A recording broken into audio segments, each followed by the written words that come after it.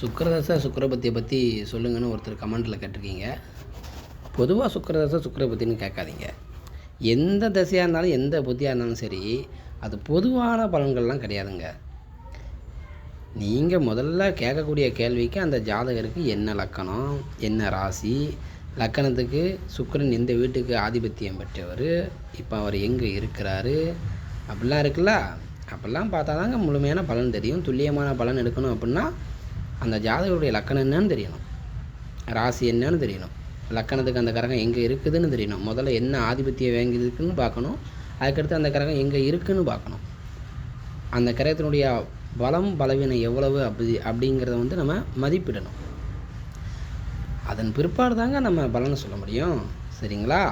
அதனால் பொதுவாக சுக்கிரதசை சுக்கிரபத்தி என்ன செய்யும் அப்படின்னு கேட்காதீங்க. லக்கண ரீதியாக தான் பலன் எடுக்க முடியும். நன்றி.